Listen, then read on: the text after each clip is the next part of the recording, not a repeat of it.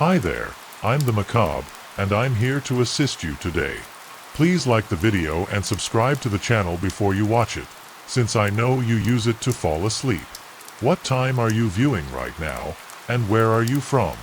Sit back and relax. The attic door shouldn't be open. I froze at the top of the stairs with my heart pounding in my chest. The crack of darkness peeking through the opening seemed to mock me. I challenged to investigate. I had been looking after the Andersons' house for 3 days, and I was sure I had never seen that door open before. Hello, I called, my voice echoing in the empty hallway. There was no response, just the slight creak of the old house settling around me. I took a deep breath, trying to calm my nerves. Surely it's nothing, I told myself. Maybe the door wasn't locked and opened by itself. I looked at my phone. 11:47 at night, too late to deal with this. But I knew I wouldn't be able to sleep if I didn't check it. I took the nearest object that I could use as a weapon. I slowly approached the attic door. The floorboards creaked under my feet. Each step felt eternal. As I got closer, I noticed something strange in the crack of the door. It wasn't just darkness that I saw. There was subtle, almost imperceptible movement, but definitely something there was moving, just out of sight. My palms sweating on the chandelier as I spread the candlestick. Hand to the handle, hesitated for a moment, but I mustered up the courage and yanked open it. The hinges creaked and a wave of stale air enveloped me. I looked for the switch of the light with trembling fingers. Click, nothing. Of course, the bulb would be blown. Click, only my bad luck. I took out my phone and turned on the flashlight, sweeping the light through the attic, the specks of dust dancing on the ace of light stirred by the open door. Old furniture and boxes cast long shadows, creating a maze of dark shapes. Everything looked normal, exactly what a disused attic should look like, but then I heard it, a soft thump as if something had been carefully placed, coming from the far corner of the room. There's someone there, I called, my voice breaking slightly. I'm armed and I called the police. Lie, but I was waiting for it to sound, convincing enough to scare away any intruders. There was no response. Another thump closer. This time I took a cautious step into the attic. Holding my phone in front of me like a shield, the light danced from shadow to shadow, revealing only more dust and old objects. My heart was so fast I felt it in my throat. Another thump, definitely closer, and then whispers so fast, so faint that I almost thought I imagined them. But they were there, a low, hurried murmur in a language I didn't understand. I turned suddenly, trying to locate the source of the sound. Who's there? Show yourself. The whispers stopped abruptly. For a moment, there was total silence. Then a floorboard creaked right behind me. I turned immediately, brandishing the chandelier hard. Hit something solid and I heard a grunt, choked with pain. My phone fell to the ground, the light swirling in circles around the room. In the flashing flash, I saw a tall, unusually thin figure with limbs that seemed too long for its body. Its skin was pale, almost translucent, stretched over sharp bones, and its eyes, God! Its eyes were huge, black, and inhuman. I screamed and stepped back, tripping over a box and falling hard. The creature hovered over me, its mouth opening to reveal rows of needle-like teeth. The whispers came back, now louder, filling my head with their alien rhythm. I jumped up and ran towards the door, not daring to look back. I heard how he moved behind me, his incredibly fast and light steps. I hit the attic door and struggled with the bolt, my hands trembling so much so that I could barely handle it. Just as the lock clicked into place, something heavy hit the other side of the door. The wood ate outwards as if it had been hit with a battering ram. I stepped back, watching in horror as the door trembled under the repeated knocks. I turned and went downstairs 2 by 2. I could hear the attic door, Astle, behind me, the inhuman shrieks of the creature echoing throughout the house. I ran to the front door, yanked it open, and rushed into the fresh air of the night. I didn't stop running until I got to my car parked on the sidewalk. My hands were shaking when I looked for the keys. I looked towards the house. There, at the window upstairs, I saw a pale face watching me. Those black eyes, they fixed mine for a moment and then disappeared, sliding back into the shadows. I started the car and sped away, the tires screaming, aimless driving for hours, too terrified to go back to my own apartment. What if he had followed me? What if there were more of them? As the adrenaline faded, I began to doubt myself. I had really seen what I thought I had seen, or was it just a strange shadow? My imagination running amok in the dark, but deep down I knew the truth. I had seen something in that attic, Something that shouldn't finally exist. I parked in the lot of a restaurant, open the 4 hours. Just as the sun was starting to come up, my hands were still shaking as I took out my phone to call the Andersons. How was I going to explain this to them? While looking for their contact, a notification appeared on the screen, a message from an unknown number. My blood froze when I read it. "We are waiting for you, come back soon." Attached to the message was a photo of the inside of my apartment. In the corner, barely visible, there was a tall, thin silhouette with bright eyes. The phone slipped from my hands. They knew where I lived. They were in my house. Where could I go? What could I do? Panic threatened to overwhelm, but I forced myself to think rationally. I needed help, but who would believe me? The police would think I was crazy or drugged. My friends would react anyway. I stayed in the car for a long time, watching the sun rose into the sky. The restaurant began to fill with customers coming for breakfast. Normal people leading normal lives. They had no idea of the horrors lurking in the shadows. I finally made a decision. I couldn't run away forever, and I wouldn't allow those things to continue terrorizing others. I had to go back, but this time I wouldn't go unprepared. I drove to the nearest hardware store and bought everything I thought I could be useful: flashlights, batteries, a sturdy padlock, and yes, even some religious symbols. I didn't know if they would work, but I couldn't risk it. I loaded the groceries in the car and got in ready to go back to the Andersons' house. Then I saw him in the rearview mirror across the street. Hidden behind a tree, a tall, thin figure blinked and was gone. But I knew he was there watching me. I took a deep breath and I started the car. It was time to go back. It was time to face it. I didn't know if I would survive, but I had to try. Because if I didn't, who would do it? How many more would fall victims of those creatures? I drove with a sense of unease growing inside me. Each shadow seemed to hide a threat. Each unexpected movement made me shudder. But underneath the fear, a firm determination began to emerge. I didn't ask for this, but I was the one who saw them, the one I knew existed, and that made me responsible. I parked in front of the Andersons' house. My car was loaded with makeshift weapons and fenders. In the sunlight, the house seemed completely normal. But I knew what was hiding inside. When I got out of the car, I noticed a movement in the attic window. A pale face, those black eyes watching me. I knew it was there. I knew it was waiting for me. I walked to the door. My heart was pounding, but my determination remained steadfast. No matter what awaited me in the attic, I wasn't going to run anymore. It was time to face it. I turned on the flashlight and held the chandelier firmly, put the key in the lock and turned. The sound of the deadbolt seemed deafening on the quiet suburban street. Pushed open the door and entered. From the whispers began again. "I'm here," I said aloud in the firmest tone I could muster. "Let's get it over with." I closed the door behind me. Whatever was waiting in the attic, I was ready to face it, because the real horror wasn't the creatures hidden in the dark. It was the idea of letting them exist unopposed. I climbed the stairs, chandelier in one hand and flashlight in the other. I knew after tonight, nothing would ever be the same again. The forest had eyes, and they were all fixed on me. I had been walking for hours, pushing myself to reach the top before nightfall. But when the sun began to set behind the line of trees, casting long shadows on the unknown path, I realized that I had made a terrible mistake. The map I had memorized that morning now seemed to be the most important. A cruel joke. Every bend in the road took me farther away from my destination.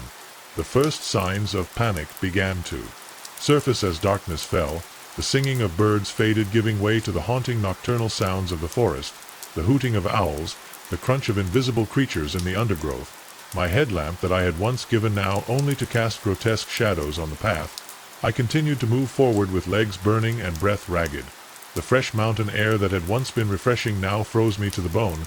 I hugged myself, wishing I had brought something warmer than a light jacket and a few granola bars. Just as I was about to give up and resign myself to spending the night, huddled under a tree, I saw it, a flash of light in the distance, firm, warm. A cabin relief flooded me, momentarily dispelling my exhaustion. With fresh vigor, I continued, my gaze focused on that promise of safety. The facts came to light as I approached. Perhaps I approached cautiously, aware that I was about to invade someone's privacy. But I think that anyone living so far away from the world would understand the situation of a lost hiker. It was a small, rustic building, the kind of place you'd expect to find deep in the forest. The windows were dark, except for one that emitted a twinkling glow, candlelight. "Hello," I called, my voice sounding strangely loud in the quiet of the forest silence. I tried again, higher this time. Nothing. I climbed the creaky wooden steps of the porch, feeling the dry leaves under my boots. The floorboards groaned under my weight, and every sound seemed amplified in the stillness. I raised my hand to knock on the door, but something made me doubt. Deep feeling deep in the bottom of my stomach. Something wasn't right. I ignored the feeling of unease, and I knocked on the door. The sound rang hollow, and then I noticed that the door wasn't completely closed. When I touched it, it opened slightly, revealing a crack inside. "Hello," I said again, this time in a lower tone. "Sorry for the intrusion, but I'm lost. I could use your phone or ask for directions." Silence. The rational part of my brain was telling me to turn around, to take my chances in the woods instead of trespassing into a stranger's house. But desperation won out. I pushed the door a little further and entered. The cabin was modesta, with a small kitchen to the left and a seating area in front of me. A fireplace burned softly in a corner and dancing shadows on the walls. It looked cozy, inhabited, but there was something out of place. My eyes swept around the room, and then I saw it. Every inch of the wood was covered with images, hundreds or maybe thousands of them layered and pinned at random on the walls. I improved my attention and went one step farther. The images showed joyful excursionists on paths near waterfalls, including men, women, children, and elderly persons. My blood stopped as I looked at it more closely. There was a person in the backdrop of each of those just perceptible pictures. A dark silhouette, sometimes half hidden behind a tree, sometimes just a shadow on the edge of the frame, but always there, always watching. I pulled back, my heart beating against my chest. This wasn't right. None of this was right. I turned to get out, but then I saw something else on the kitchen counter, a pile of objects, wallets, phones. Some looked new, others worn and old. I swallowed hard, and with my hands trembling, I took one of the phones and pressed the power button. The screen flickered and showed a photo in the background, a smiling young woman. The date in the bottom corner, it said May 15th, 2021, over 2 years ago. A crack sounded behind me. I turned suddenly, dropping the phone in my panic. There, on the threshold of a door that I assumed led to a bedroom, there was an unusually tall figure, thin, with limbs that seemed too long for her body. She didn't move, she didn't speak. She just watched me with eyes that reflected the light of the fire, like those of an animal. For a moment neither of us moved. Then, with a chilling slowness, she stepped forward. I ran. I shot out of the cabin, tripping over the porch steps in my haste to escape. I didn't back. No, I didn't stop. I just ran, crushing branches and dry leaves under my boots. My lungs were burning. My legs screamed with exhaustion. But the terror kept me moving. I ran aimlessly, not knowing where I was going. I just knew I had to get away. I don't know how long I ran away. It could have been minutes or maybe hours. I just know that eventually my body couldn't take it anymore. I collapsed on the forest floor, panting for air, with leaves and branches stuck to my skin. The panic faded little by little, giving way to absolute exhaustion. Then I noticed that there was a strange silence in the forest. No buzz, no crunch of little creatures in the underbrush, just a quietness that was too peaceful. Every muscle in my body protested as I pushed myself to sit up. I was in complete darkness after losing my flashlight sometime during my trip. Hoping for a signal, I pulled out my phone.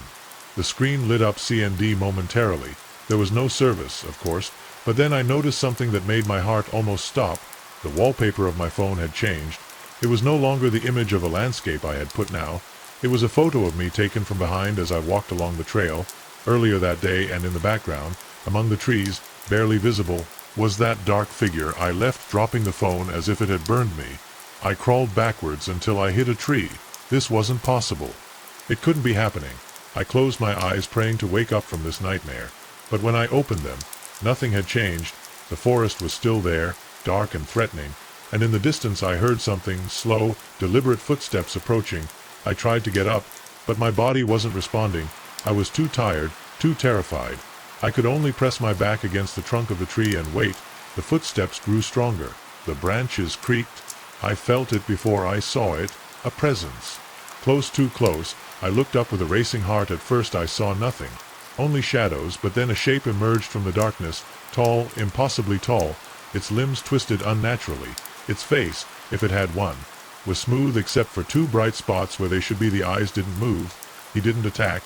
He just watched me, waiting after what seemed like an eternity. He slowly raised a long, bony arm in his hand. He was holding something. My flashlight with trembling hands. I took it, and as soon as my fingers brushed the plastic, the creature disappeared for a second. It was there for the next number, as if it had never existed. I stood on the ground panting, holding the flashlight as if it were a life preserver. With the first light of dawn filtering through the trees, I finally found the strength to stand up. I walked for hours, my legs moved by inertia, my mind blank. When I finally left the forest and reached a paved road, I felt no relief, only a deep nagging feeling of discomfort. A motorist picked me up, worried about my disheveled appearance and my empty gaze. They took me to a ranger station where I was, but I knew this wasn't over. Whatever I found in that woods wasn't done with me. And someday I'd have to face it again. The last customer should have left an hour ago, but I could still hear footsteps in the dark halls of the bookstore. I'd been working at midnight pages for almost a year, and the night shift had become part of my routine as a college student. The hours of 8 p.m. to midnight were perfect for getting ahead of the task among the few customers who showed up, but tonight something felt different. It all started with a man who came in just before closing. He was tall and delgado, with a face strangely hard to remember, nodded in my direction as he passed by the counter and then disappeared between the shelves. I didn't care at first. There were always last-minute customers who stayed until I closed, but when the clock struck 11:30 and I started my usual routine to close the store, I noticed something disturbing. I hadn't seen you come out. Excuse me, sir, I called out loud. We'll close in 30 minutes. Silence. I frowned and left the pile of books I was ordering. The store wasn't that big. 2 floors, yes, but not enough for anyone to get lost. I walked the aisles of the ground floor, peeking into every section. Romance, mystery, science fiction. Voids. Sir, I insisted, raising my voice. I'm sorry, but you must hurry. We close at midnight. Nothing, just raise the buzz of the fluorescent lights and the monotonous tick-tack of the big clock over the information desk. I climbed the stairs, my footsteps echoing in the wood. Old history biographies, also deserted journeys. A shiver ran down my spine. I was alone, or at least I should be, but then I heard it, the soft crunch of a page being flipped. I immediately turned, my heart in my ears. Hello, there's someone there. Silence. I held my breath, straining my ears to catch any sound. There it was again, the unmistakable sound of a book sliding off a shelf, followed by the rustle of its pages as it passed. This isn't funny, I warned, trying to keep my voice steady. We're closing. It must go. I hurriedly went downstairs, feeling watched. The clock read 11:50. 10 minutes more and I could lock the door. I returned to the counter, my trembling hand on the cash register. Every few seconds I paused, listening. There it was again, slow but unmistakable footsteps. 11:55, 5 minutes more. I had observed, as if from some dark corner, someone was following my every move. I took my phone, ready to call security. But when I looked at the screen, my blood froze. No signal. That was impossible. There was always coverage here. I had spent countless nights texting and scrolling through social media when the store was empty. But now, just when I needed it most, nothing. The lights flickering for an instant. I feared it would go out completely. But they stabilized, although they seemed dimmer. The shadows lengthened between the aisles. 11:59, just one more minute. I could do it alone. 60 seconds, and I'd get out of there. I grabbed the keys, ready to close the door as soon as the clock struck the time, and then I heard a low, raspy voice right behind me. Excuse me, miss, I'm ready to pay. I turned around suddenly. A scream was caught in my throat. There was the man standing in front of the counter, as if he'd been there all the time. In her hands were holding a large, dark leather book that she didn't recognize from our inventory. She smiled, but there was something wrong with it. Too many teeth, too wide. Yet she said, I'm sorry, Mr. Balbu, but we're closing. You'll have to come back tomorrow. She put the book on the counter and said, Oh, I'm afraid that won't be possible. I've been waiting a long time for this particular copy. I looked down, unable to help it. The book was completely black, untitled, without author. His leather seemed to absorb the light. This is not ours. I managed to say. I can't sell him something that isn't in our inventory. His smile widened even more. Oh, but if he is, he whispered. He's always been here waiting for the right reader. Blink, and at that instant he disappeared. The book disappeared, however. It remained on the dark counter. Heavy air around me became dense. The lights went out. I pulled out my phone, using its dim glow to illuminate the space, but the store was no longer the same. The familiar shelves had disappeared in their place. Endless towers of books rose in the gloom. Some floated in the air, their pages fluttering like wings, and in every corner, eyes watching me, waiting. I ran. I ran through endless corridors, dodging shadows that whispered my name. I ran until my legs couldn't take it anymore, until that somehow I went back to the counter where it had all started.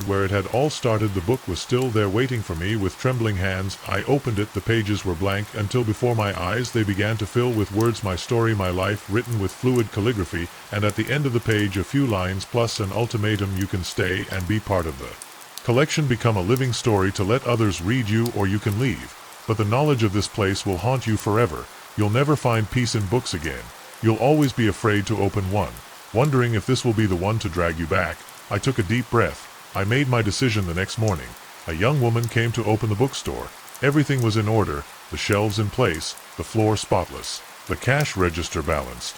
Yes, you noticed the new employee behind the counter, a blank staring girl who knew the location of each book without needing to check the computer, didn't say anything. And yes, on lonely nights I heard the rustle of pages turning in the dark or footsteps between the shelves. Well, that was just part of working in an old bookstore. No, but now you know. So next time you're in a bookstore late in the night and feel someone watching you, don't open any unknown book. 'Cause once you start reading, there's no guarantee you'll be able to close it, and the book is always waiting for a new reader. Maybe it's you. The engine just coughed one last time before dying, completely leaving us stranded in a sea of darkness. When the headlights went out for an instant, I saw something move beyond its reach. Sarah and I had been endo for hours, returning from his parents' house in the countryside. It was supposed to be a 4-hour drive, but an unexpected detour by construction had sent us down an empty and lonely stretch of road. We hadn't seen another car in over an hour. When our trusty sedan decided to abandon us, "It can't be happening," Sarah muttered, desperately turning the key in the ignition. The engine, but no, turned on. "You have a signal?" I asked, pulling out my phone with the answer already in mind. "No service." Sarah checked hers. "Nothing." I tried to stay calm. "It's okay. Someone has to happen sooner or later." "No," Sarah nodded, but I saw the fear in her eyes. We were both people from the city. We weren't used to the kind of darkness that feels like it can swallow you. "Maybe we should signal with the flashlight," I suggested. "We could take turns on the road." I unbuckled my seatbelt, but Sarah held my arm roughly, waited, whispered, "Did you see?" I followed her gaze to the passenger window. At first I saw nothing, just the blackness of the open field. But then something. A big shadow moved, too big to be a deer or a coyote. "It must be an animal," you murmur. It was as if something was testing our reaction. The skin on my arms bristled, blocked the doors. I whispered. Sarah had already done it. The sound, it was repeated closer, and this time I wasn't alone. There were multiple voices around the car. Shutting her head in time to see a hand, or something like a hand, pulling back from the window. Long fingers twisted with nails too sharp to be human. "We can't stay here," I said, forcing her calmly to run to where Sarah sobbed. "Good question." Our phones weren't working.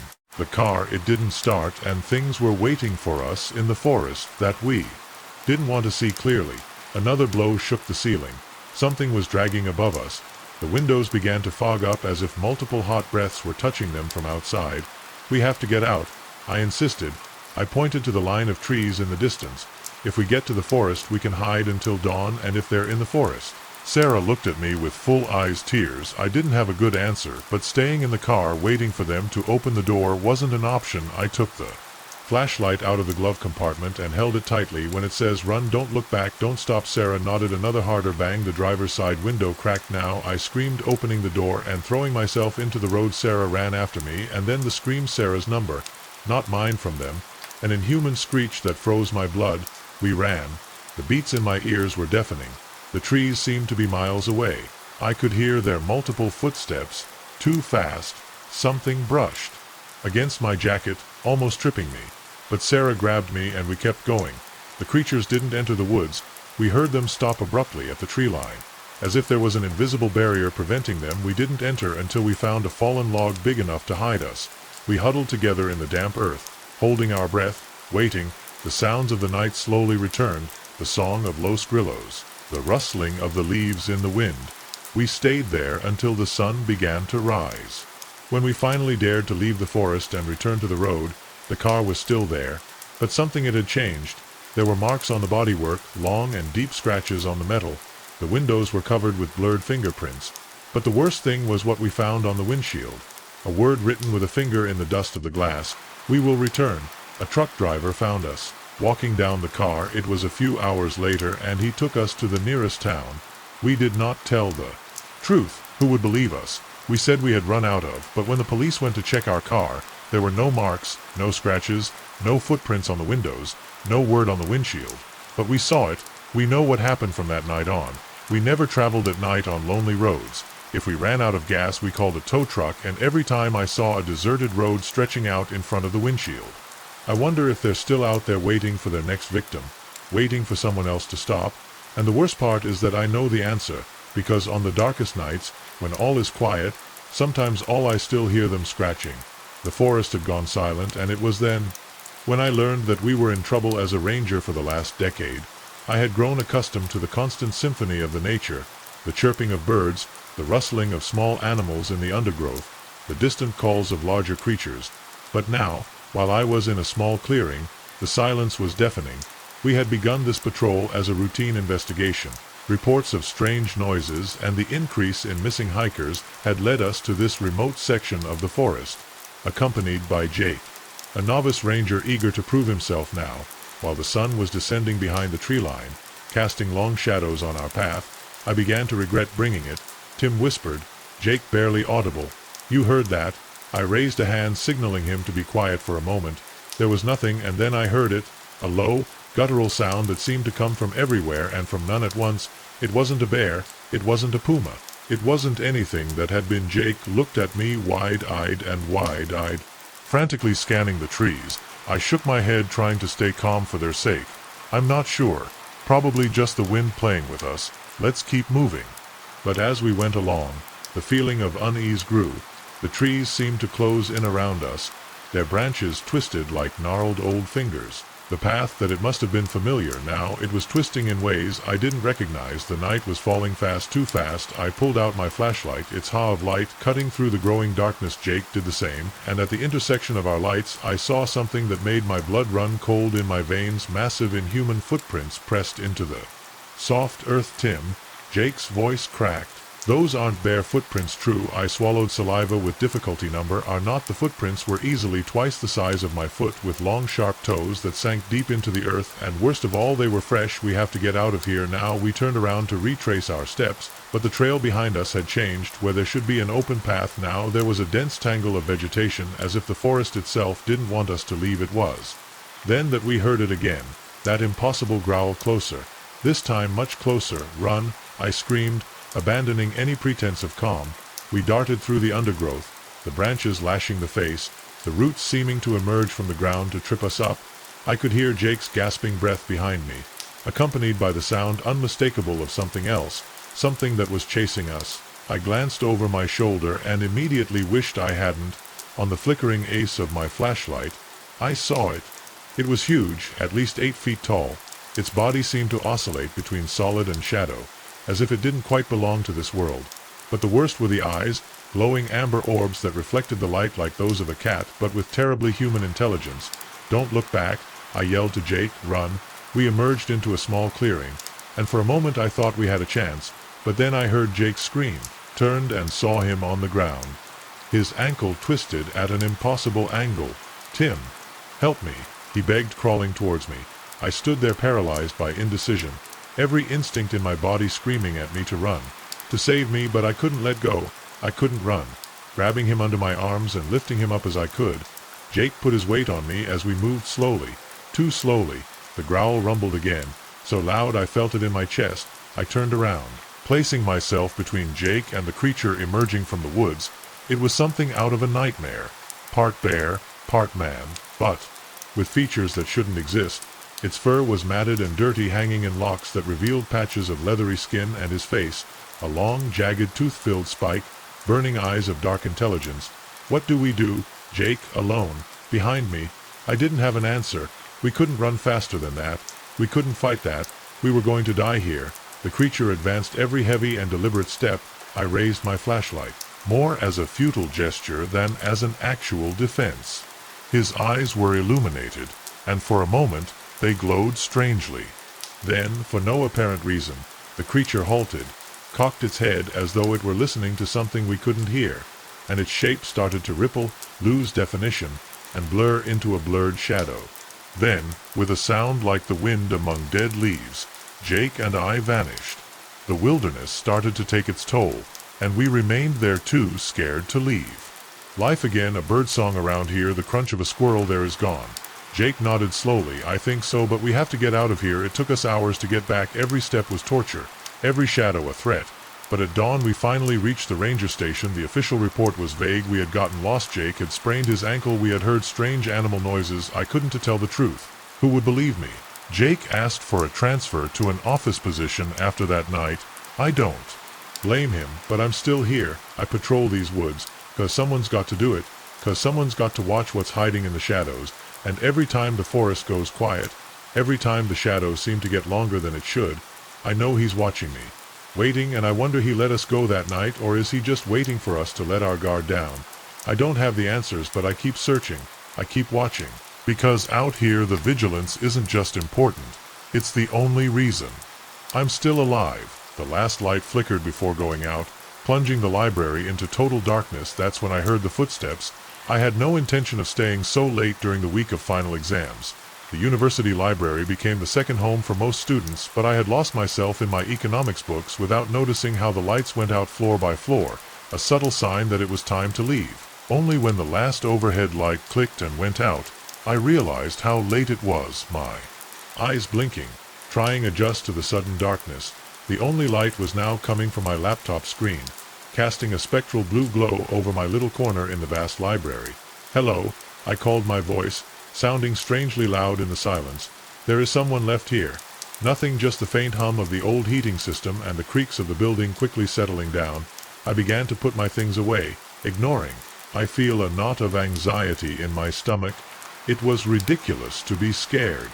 I'd spent countless nights studying here, but something felt different this time. The shadows seemed deeper, the silence more oppressive, and then I heard it, slow, deliberate footsteps coming from the shelves behind me.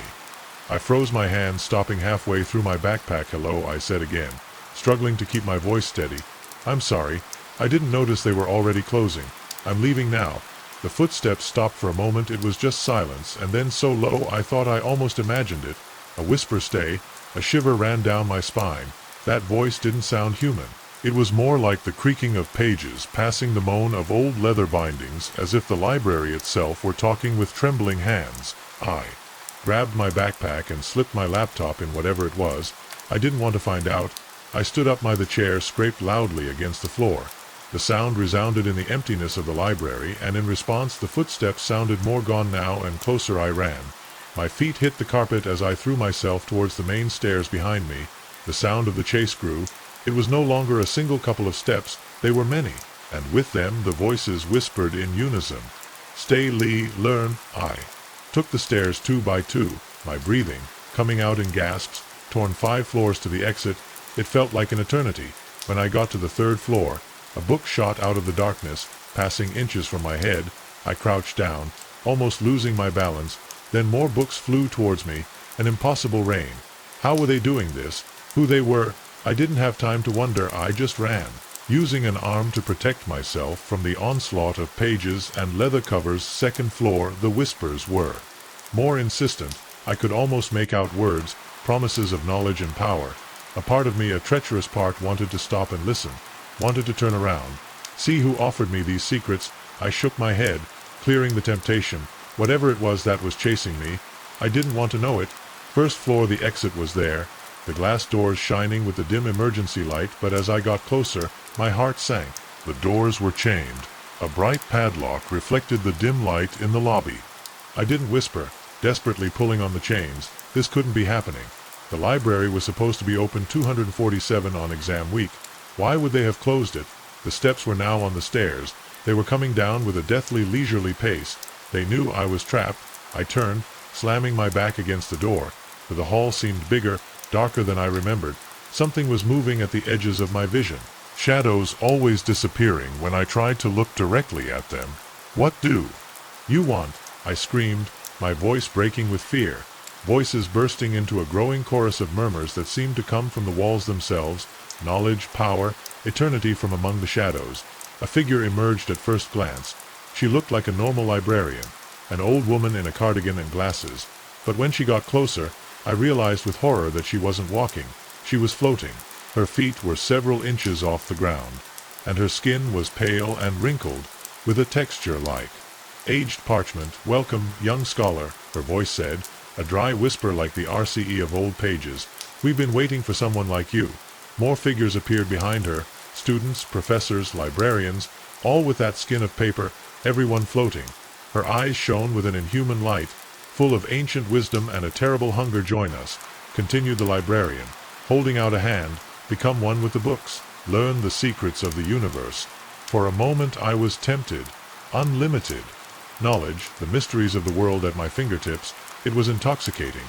But then I saw the books scattered on the floor, covered in brown leather, a tone all too familiar like human skin, and I understood it. I didn't say in a firmer voice than I felt, "I don't want her knowledge, I want to get out." The librarian's face was deformed into a rictus of anger. All pretense of humanity disappeared.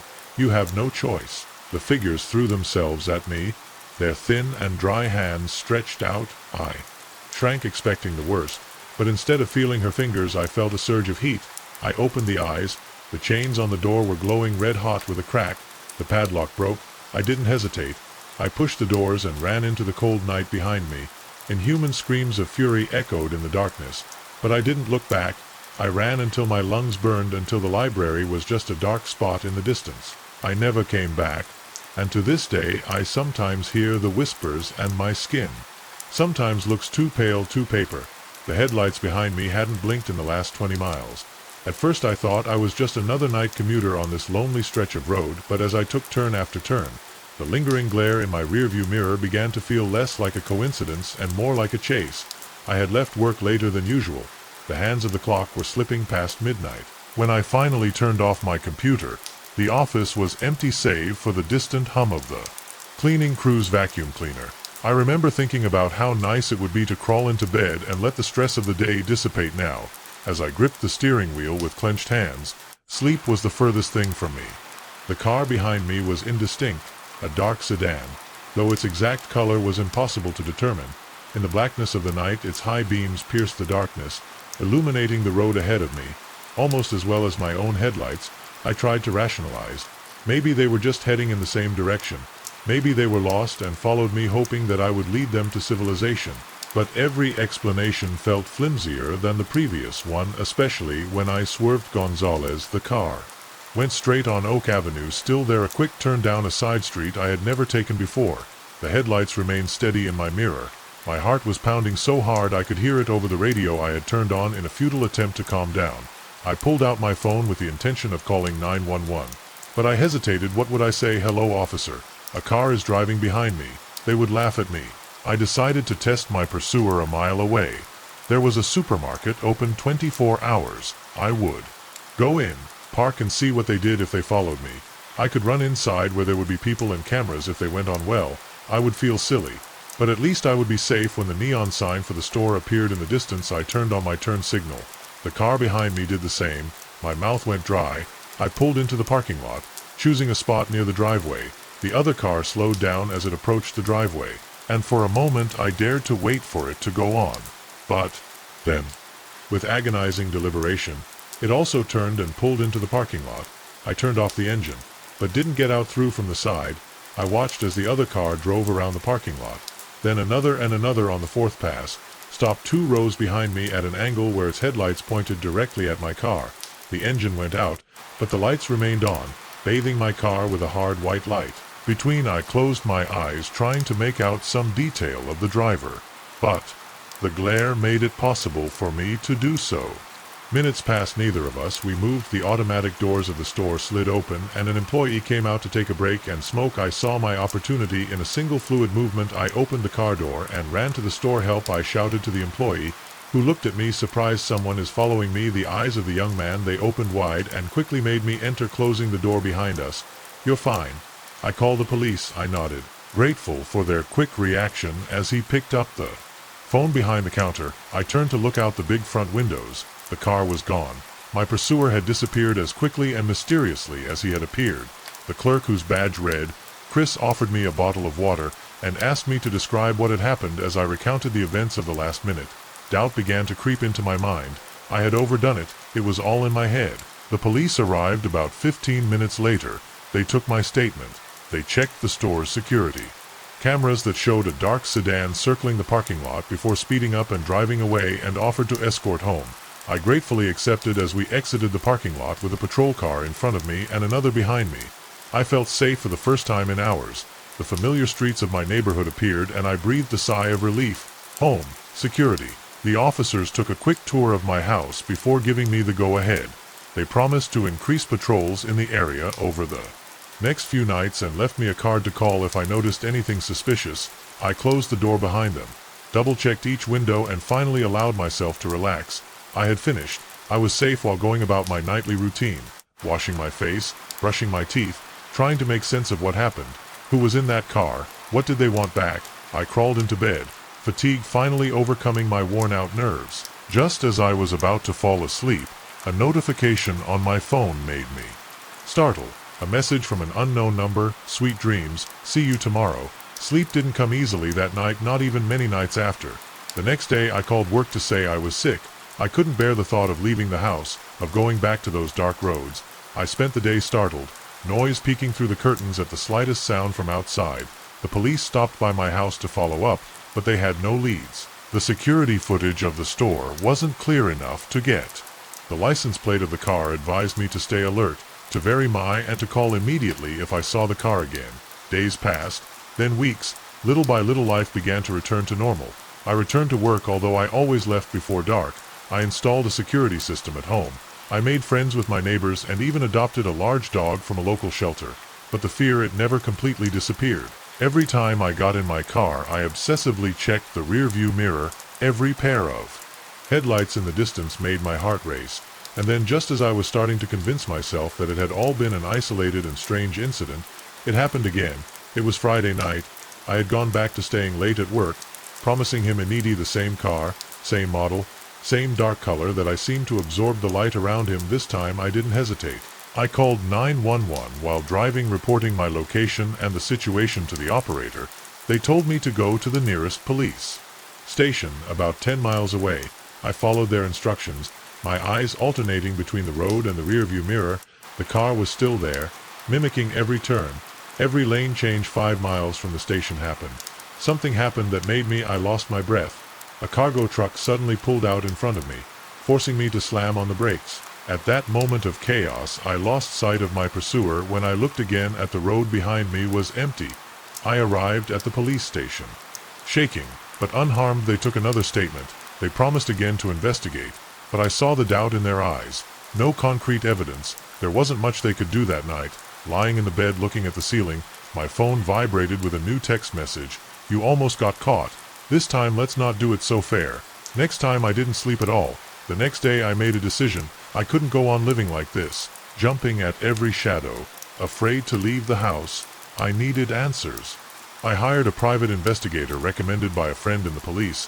I told him the whole car, the messages, the constant fear that there was for weeks. He dug into my life, into my past, looking for any connection, any reason why someone might be harassing me, and he finally found something.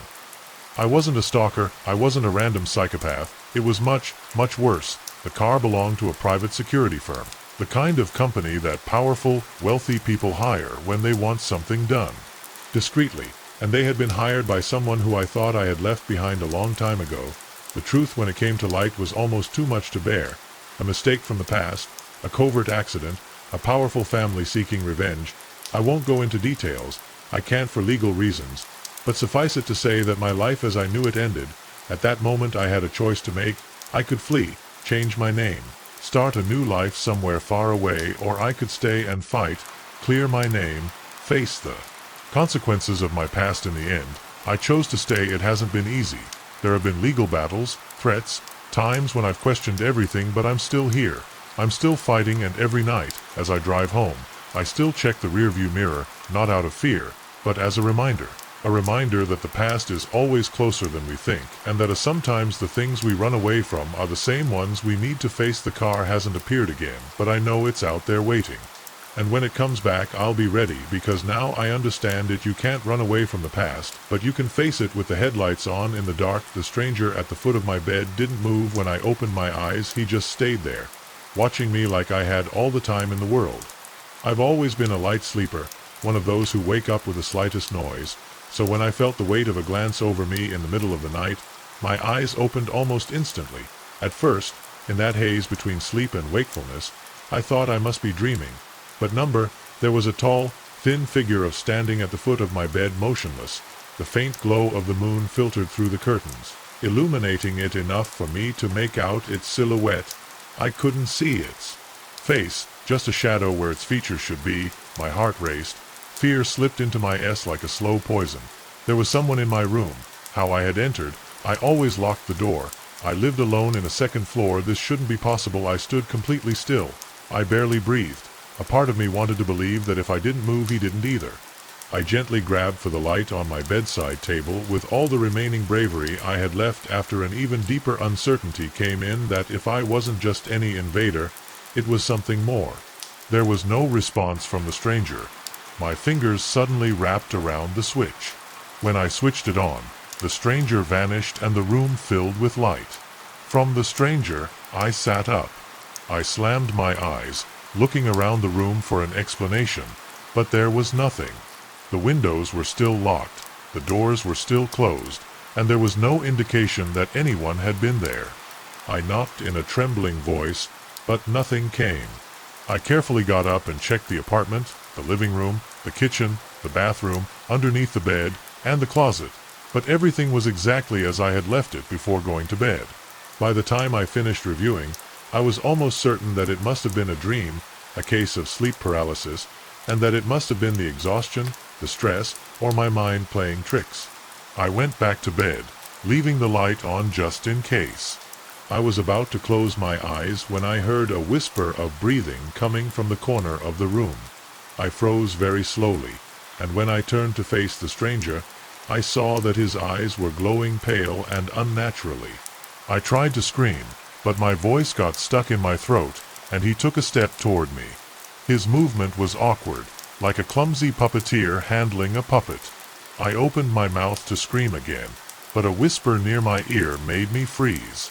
"Do you really think that shutting your eyes will make me vanish?" I threw myself out of bed, turned on the TV, the radio, and everything else, but the stranger was gone, or at least I couldn't see him. No matter what this was, I knew then that I couldn't remain here. I just knew I didn't want to stay in that apartment any longer, so I grabbed my phone and my keys and ran out. I didn't stop until I was in my car on the street with the door locked, and I took a deep breath to try to calm my racing heart.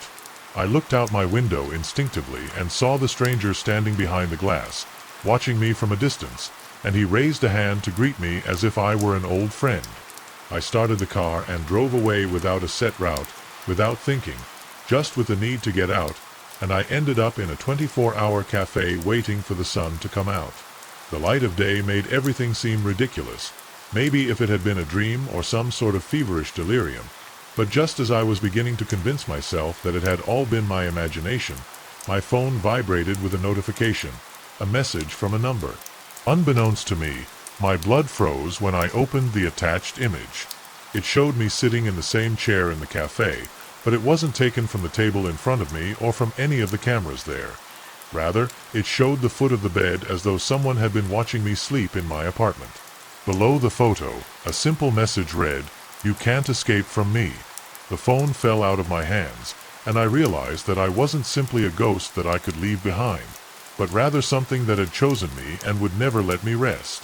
Since that night, I continue to see its shadow sometimes in the reflections of the shop windows or in the dark windows of buildings, always at the edge of my vision, always disappearing when I turn my head, but I know it's there, waiting, watching, lurking, and in my worst moments I wonder when to stop watching me, when it'll decide to do something else. So if you ever wake up and you see a stranger standing in your room, don't blink, don't look away, and most of all, don't close your eyes. Because once he knows you saw it, he'll never leave you alone. The basement door shouldn't have been locked. It was our house, our property, or so we thought. When Sarah and I bought the old Victorian house on Maple Street, we thought we'd found a bargain, a beautiful and spacious house at an incredibly low price. The estate agent spoke enthusiastically to us about its historic character, but avoided mentioning the fact that it had been on the market for almost 2 years, We were too excited to buy our first home. We didn't ask too many questions. The first few weeks were crazy boxes, painting and remodeling. Everything was going well until a month after we moved in. I discovered the door was hidden in a corner of the basement, behind some old shelves that the previous owners had left at first. I thought it was just a storage closet, or some access to the old pipes in the house, but when I tried to turn the handle it didn't move. Sarah knocked from the basement. "You know something about a closed door down here?" I heard her footsteps upstairs and then going downstairs. "What door?" she asked, peeking over my shoulder. I turned and pointed to the thick wooden door, toy with the handle to show her that it wouldn't open. "No appears in the plans they gave us." Sarah frowned, her initial curiosity turning into uneasiness. "That's weird. We shouldn't have the key." We spent the next hour searching through the bunch of keys that the previous owners had left us. None of them fit in the lock. Sarah suggested call a sawman, but something stopped me. A strange feeling if that door was closed for a reason. "Let's ask the neighbors first," I said. "Such, you may know something." But when we asked Mr. and Mrs. Johnson, the elderly couple who lived next door, for decades they just shook their heads. "We never heard of a locked room in that house," Mr. Johnson said, squinting suspiciously. His wife, with a grave expression, added quietly, "Some doors, it's better to leave them closed." His reaction only stoked our curiosity for the next few weeks. The door was closed. It became an obsession.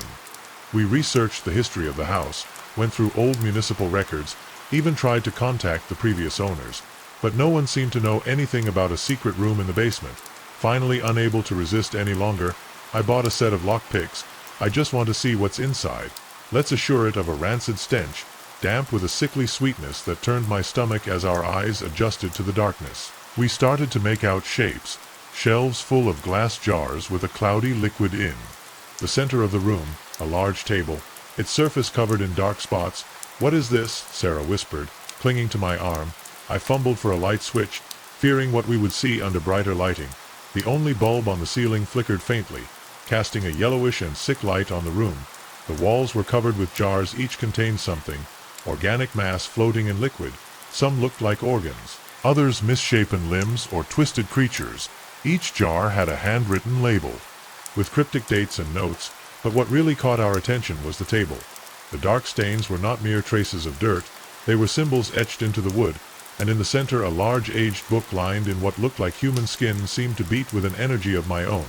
I approached, feeling an inexplicable attraction. My fingers brushed the cover. "No," Sarah stopped me, her voice trembling. "Don't touch it." But it was too late. As soon as my fingers touched the book, an electric shock ran through my body. The room began to turn, the jars trembled on the shelves. Sarah screamed, but her voice sounded distant, as if it came from another world, and then darkness woke up in our bed. The sunlight I was coming in through the window. For a moment I thought it had all been a nightmare, until I saw Sarah sitting on the edge of the bed, pale, dark circles under her eyes. "You've been unconscious for 2 days, she whispered. I tried to sit up, but dizziness forced me to lie down again. "What happened?" Sarah swallowed. I closed the door, locked it again. Her hands were shaking. "But something changed." "What do you mean?" asked. A shiver running down my spine. Sarah looked at her reflection in the bedroom mirror. "Last night I saw myself in the mirror, but it wasn't me." The next few days were hell. The lights flickered for no reason. We heard whispers in the empty rooms, and we always felt that someone was watching us. We tried to ignore it, to go on with our lives, but the feeling of terror only grew until one night I woke up and Sarah was not in bed. A noise in the basement. It made my stomach shrink. Despair. There was no response. I went down the steps with my heart beating in my ears, and there, standing in the hidden room, was Sarah. But it wasn't her. Her eyes were black, her mouth curled into an unnatural smile, and when she spoke it wasn't her voice, it was dozens of voices. "We were waiting for you. It's time to complete the ritual." I wanted to run, but my feet were nailed to the floor. The shadows in the room lengthened, writhing as if they had a life of their own. The jars on the shelves began to shake, their contents moving in an eerie sway, and Sarah, or whatever she was wearing, her body, watched me with those completely black eyes, with no trace of the person she loved. Sarah whispered, trying to stay calm. "Please, let's get out of here." She tilted her head. She wasn't human. "Sarah is no longer there," whispered the voices inside her. "Only us remained." A low, distorted laugh came from her throat. I took a few steps back, but the cellar door slammed behind me. Shadows crept down the walls and slithered toward me like ominous tentacles. No, things couldn't end this way. I pondered the book, the sensation of something awakening in the dark, and the energy I experienced as I touched it. It was a rite. I had freed something that had been imprisoned here. The book was still open, its pages overflowing with text in a language I didn't identify, but he moved his eyes to the sacrifice table. If opening it had been sufficient to untie this, I understood what I had to do. Perhaps the secret to completing it was to destroy it. I grabbed the book with both hands and flung myself at the table. My body exploded with cold, and an awful voice twisted in the darkness. No, I was attacked by the shadows. I held on to the book despite the searing agony that seemed like thousands of needles puncturing every part of my body. Even with all my power, I couldn't. I flung it into the gas torch hanging on the wall after lifting it above my head. The scream that reverberated throughout the room was unnatural. The shadows were ripped apart and dwindled away as if they had been drawn in by an unseen force. Sarah fell to the ground, gasping. The book was devoured by the flames in a matter of seconds, turning it into ashes in an impossible amount of time. The room's air became vacant, as if something had vanished, and it was no longer heavy or oppressive. Sarah shook on the ground, crouched, and her side touched her face. At last, her eyes were normal. Sarah blinked, murmured, and gave me a terrified expression. What happened? Her voice was weak, like I'd been away for a long time. I didn't answer, I just hugged her tightly. We'd won, but something told me we'd never be completely safe. We sold the house in less than a month. We moved to another state, as far away from Maple Street as possible. We never talked about what happened in that basement. But some nights, when the lights flicker without, when I see Sarah looking at her reflection with her eyes full of fear, when I feel something watching us from the darkness, I wonder if we really escaped, or if we are just living on borrowed time, waiting for the darkness to find us again. The scratch on the wall started the third night. At first I dismissed it as mice, but as the sound grew louder and more persistent, I realized that it was coming from places where mice could not be. I had been taking care of my parents' house for a week while they were away. Their huge Victorian house, located in a quiet neighborhood, had always seemed too big and too old to me. But the opportunity to have a quiet place to work on my thesis, along with a well-stocked fridge, was too tempting to turn down. The first 2 nights passed without incident. I spent the day writing furiously at the dining room table, and the nights watching Netflix on the couch. The house creaked and settled at its own pace, but it was normal in a construction over 100 years old. But on the third night, when I was lying down trying to sleep, I heard a slight scratch like nails dragging on the wood. It came from the wall next to my bed. I sat up holding my breath for a moment. Nothing, and then the sound came back louder. This time I got up and leaned my ear against the wall. The sound moved upwards towards the ceiling, and then with icy horror I felt the sound drift over me, following a direct path to where I was lying. "Hello," I said, feeling like a complete idiot. The scratch stopped abruptly. The silence that followed was worse. I stayed up all night with all the lights on. Every creak of the house made me jump. The next morning I tried to convince myself that I had imagined it. Maybe it had been the wind or a pipe in the wall. But the next night it happened again, and this time it wasn't just a scratch. I heard something moving inside the walls, a gentle creep interrupted by occasional knocking. The sound was too big for a mouse, too big for any animal I wanted to have inside the house. I called my parents, trying to sound casual while asking, "Hey, have you ever had problems with the walls?" Your answer froze my blood. Number never, but they promised to send an exterminator in a few days, just to make sure. Those days felt eternal. Every night the sound got louder and louder. It wasn't limited to my room anymore. I heard it on the ceiling of the living room, on the kitchen floor, in every corner. From the house I started walking the halls at midnight, armed with a flashlight and my father's old baseball bat. I scanned every wall for cracks, holes, any entrances, but there was nothing.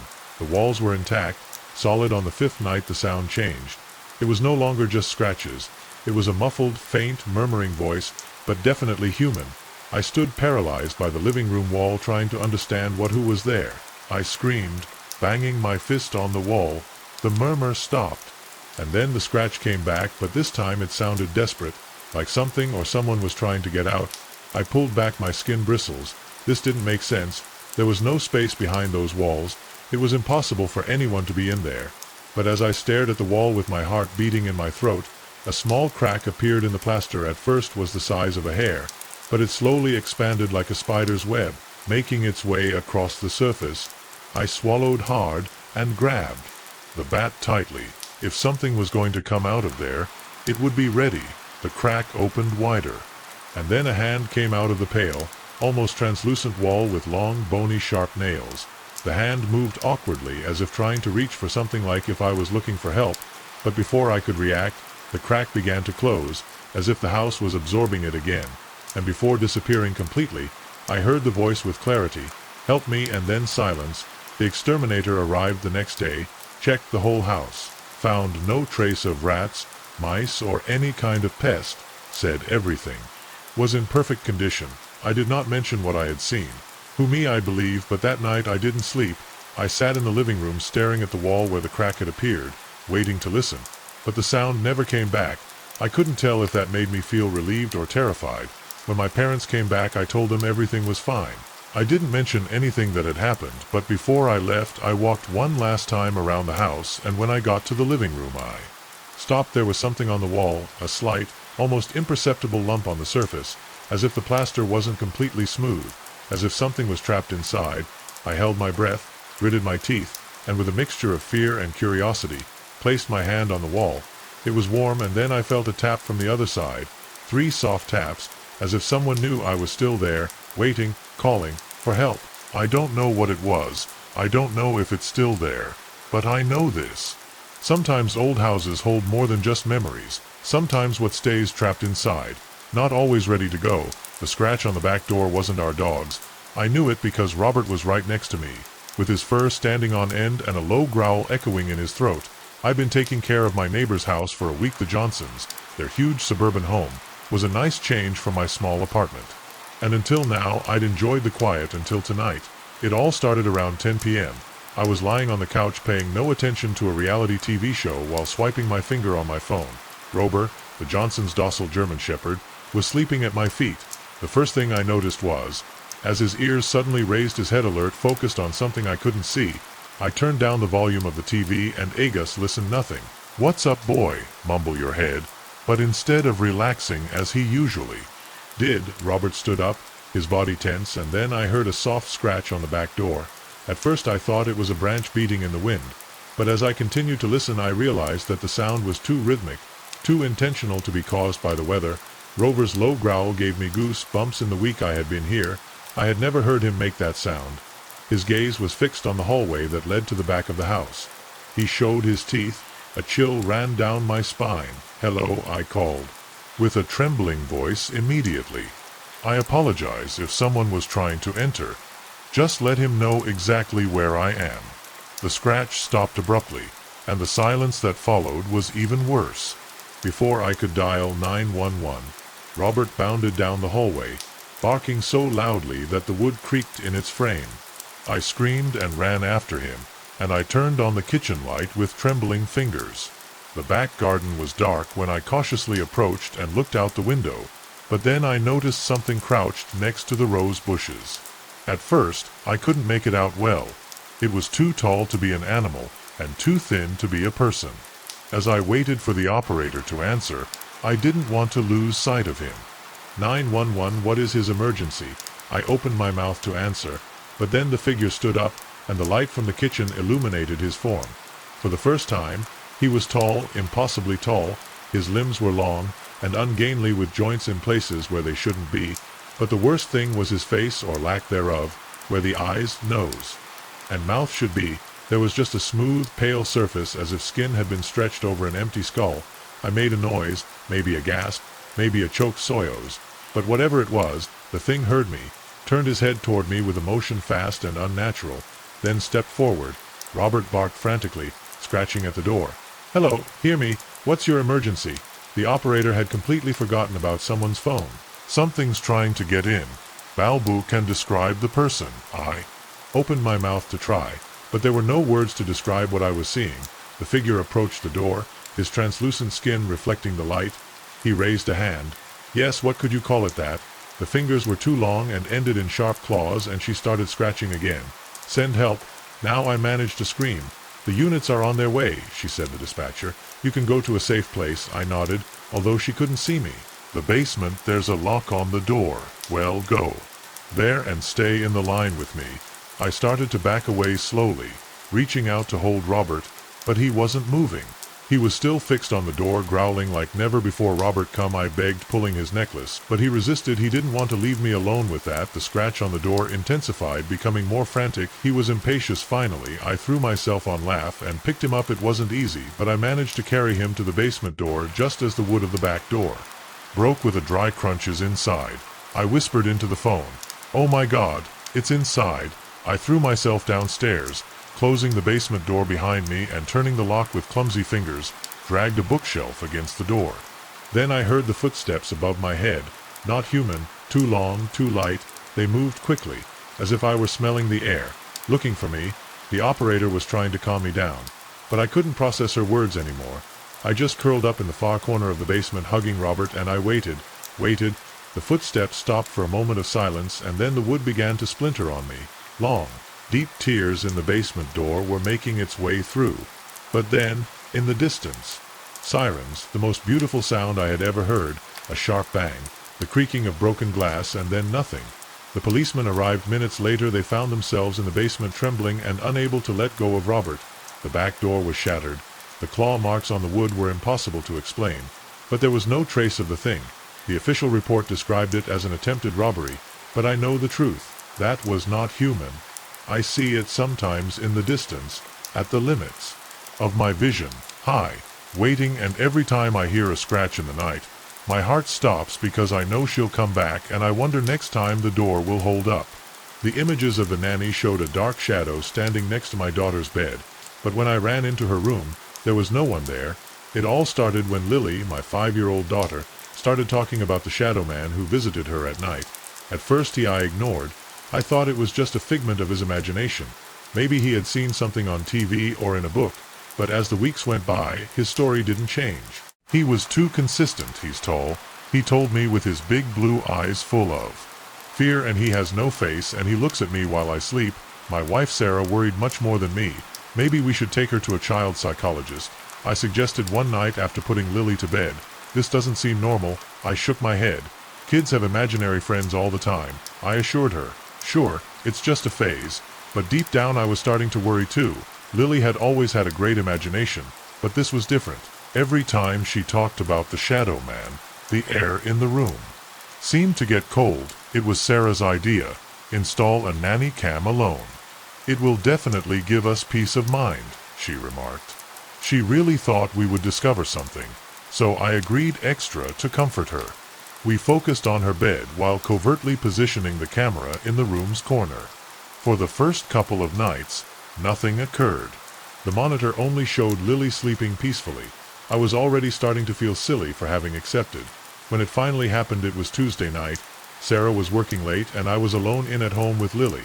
I was watching TV in the living room when my phone vibrated with a motion alert from the nanny cam. I opened it without thinking, and what I saw made my blood run cold. There at the foot of Lily's bed was a tall, dark figure exactly as she had described it, its arms too long and her face faceless. Just a featureless shadow bent over me. Sleeping daughter. I jumped to my feet and ran upstairs, feeling my heart pounding in my ears. I slammed open the door to her room, ready to face whatever was there, but the room was empty. Lily was still asleep. There was nothing, and no one by her bed. Checked the closet under the bed, nothing. But when I looked at my phone again, the picture was still there, the shadow man standing by her bed, and before I entered the room, he turned and looked directly at the camera. A chill ran through my body. I closed the app, turned off the camera, and that night I stayed awake by Lily's bed, watching her sleep, jumping in front of any shadow that moved. When Sarah got home, I showed her the video. She covered her mouth with her hands, pale as a ghost. "We have to go," she whispered. "We can't stay in this house." I didn't argue. We woke Lily up. We packed some things hastily and went to my in-laws' house. While I drove down the dark road, Lily spoke from the back seat. "Said she'll find me," whispered her sleepy little voice. "Said we're connected now." Sarah and I exchanged glances but didn't say anything. We stayed a week at my in-laws' house. Lily seemed calmer and the shadow man didn't appear again. We started to relax. Maybe he had stayed behind. Maybe we had left him in the house. But when we came back, it happened again, and this time not only Lily saw him. Sarah woke me up in the early morning, her face pale and scared. "There is someone in the hallway." I got up suddenly, took the bat I had next to the bed, and opened the door. door. The hallway was dark, but I felt the cold instantly. I looked left, right, nothing. But when I stepped forward, I saw a shadow move on the edge of my vision. Too high, too thin, and at that instant I knew we hadn't gotten rid of it. Followed us here. We called experts, infrared cameras, priests, paranormal investigator, but they all told us the same thing. There's nothing here, but if there was something. We kept seeing him standing in the corner of Lily's room, looking at us from the threshold of our room, watching us. Lily stopped being afraid of him. He's not bad, he told us. He's just alone. But we weren't reassured. This wasn't an imaginary friend. It was a simple shadow. It was something else. We tried to move. We kept trying to ignore it. It got stronger over the years. We learned to live with it, to pretend it wasn't there. Eventually it stopped showing itself as often, or maybe we just get used to seeing it now. Lily is 18 years old. She's about to leave for college. The last time I asked her about it, she didn't want to answer me. But sometimes, when she thinks no one is looking, I see her turn cautiously as if she's checking something. The shadow man hasn't appeared on camera in years, but I know she's still here. I can feel it, and as Lily packs her things, I wonder she'll follow her or stay with us. I don't know what to answer. I don't know if I'll ever have an answer, but the only thing I do know is this. If your son tells you about a shadow in his room, hear it, really listen to it, 'cause you don't know what might be lurking in the dark. Watching, waiting, and maybe in their own way, guarding the footsteps behind me, were not my echo. I knew with sickening certainty when I took an unexpected turn down a narrow alley, and they followed me, not missing a beat. It was supposed to be a normal night. I had stayed up late at the office, trying to finish a project before the weekend. When I came out, the streets were almost empty. The bustle of the city had been replaced by an eerie silence. At first I didn't think much about it. I had walked this route hundreds of times before, but about 10 minutes into my walk, something changed. A feeling of discomfort slipped down my back, that primitive warning, that voice in the back of my mind that says someone is watching you. I turned my head quickly. Nothing, just empty sidewalks and the occasional car slowly passing by. El Paso says telling me that I was being paranoid, but the feeling persisted.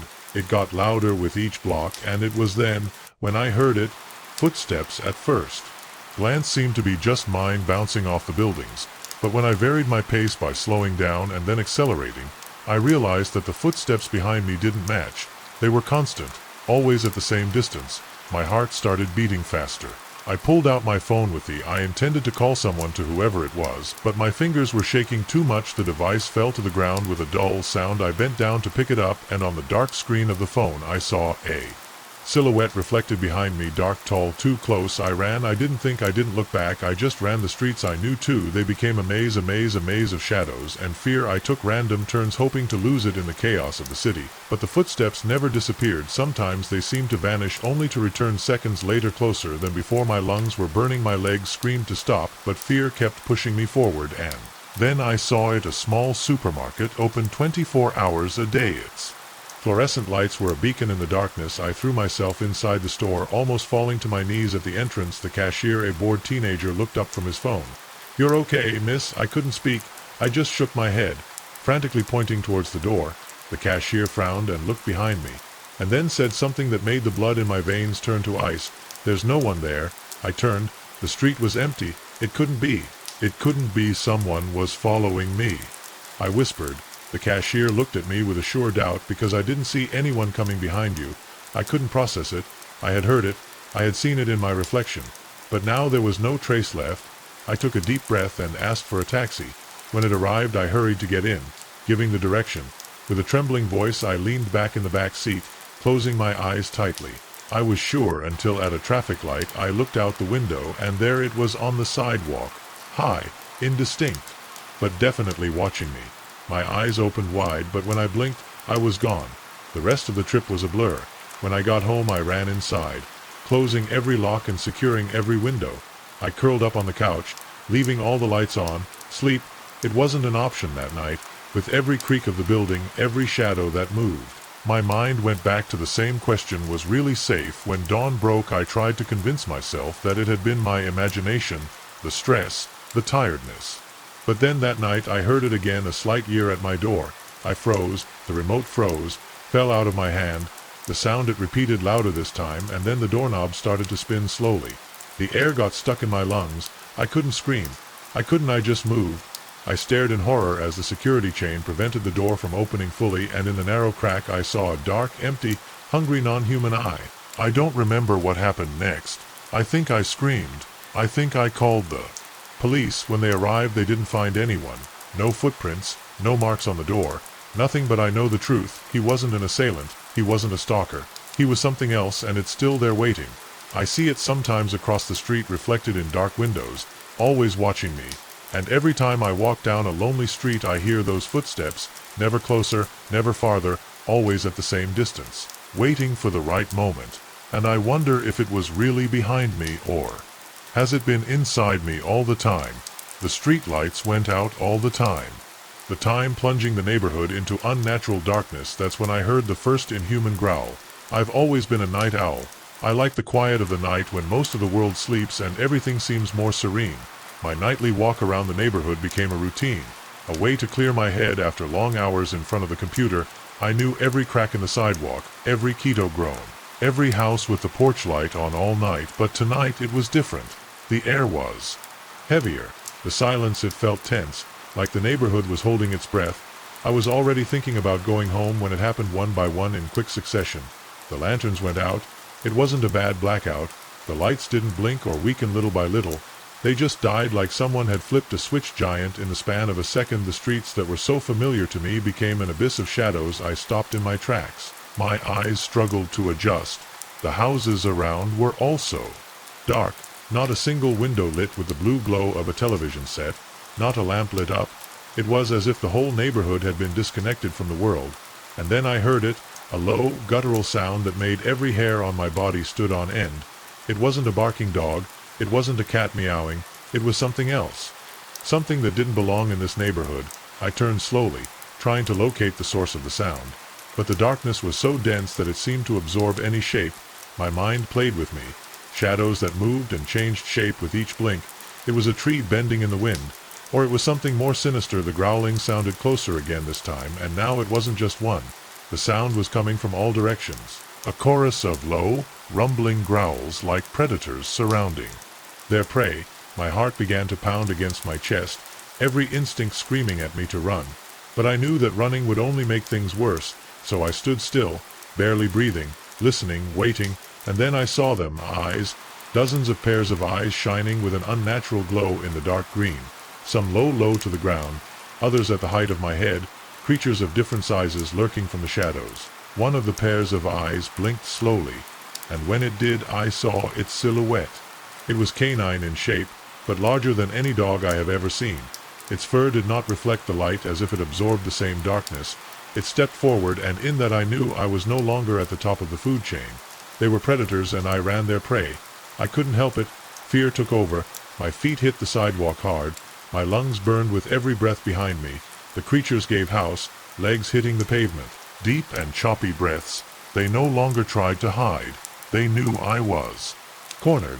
I turned down a street, and there was my house just a block away. If I could get there, maybe I'd be safe. Maybe these things couldn't come in uninvited, like vampires in ancient stories. I pushed my body to the limit. One last effort. I pulled out the keys as I ran. I almost arrived, but then I felt a hot breath on the back of my neck. Something brushed my ankle, a flash of fangs inches from my leg. I threw myself against the door of my at-home. I turned the key with trembling hands, and just as I felt a bite grazing my heel, I dropped inside and closed the door with a slam of the door. Silence. I held my breath. I heard a loud knock against the door. Another something was trying to get in. I crawled back, pressing it. That the wood creaked. The door held after what seemed like an eternity. The knock stopped. I heard footsteps moving away, sniffing in the air. Then nothing was to me. When the sunshine started to come in through the window, I laid on the ground for hours, waiting for dawn to break. I carefully stood up and glanced outside. The neighborhood seemed to be as usual. The lamps were back on, and everything was as it usually was. But as soon as I opened the door, my foot struck something. I glanced down and saw Jet, a strand of black hair, deep indentations in the wood and on the doormat, and claw marks. Entangled in himself, absorbing the light. The following days I tried to convince myself that it had been a dream. I went back to my routine, but I noticed things. The lights of the houses stayed on all night. The neighbors kept their children inside early. The dogs no longer ran alone in the yards, and the worst thing was the way people looked at me as if they knew something that I didn't. as if they already. That's why a week later I ran into Mrs. Johnson. The old lady at the corner house took her little Pomeranian for a walk, something that never looked at me cautiously at night. You saw them, right? My mouth dried up. She felt sadly. They're always there, but lately they've been getting closer. Be careful after dark, dear. What are they? I managed to ask. She only whispered 2 words before to hurry away. The night hunters. That night I didn't go out for a walk, and since then I always close the door tightly, but sometimes I hear them outside, grunts low in the dark, waiting, stalking. So if ever the lights on your street go out all at once, run and don't look back. The security cameras showed an empty floor, but the ones that resonated in the dark told a different story. Months working as a night watchman in Hogwood Plaza, a 20-story skyscraper full of corporate offices.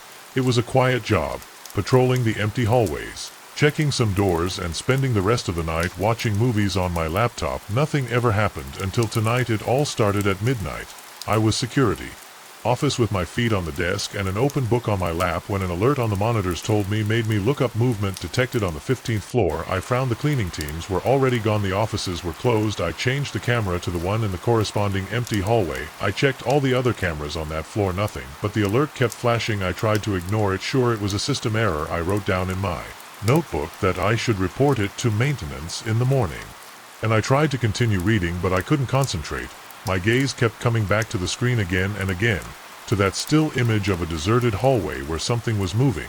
Even though I couldn't see it, I finally decided to check it out in person.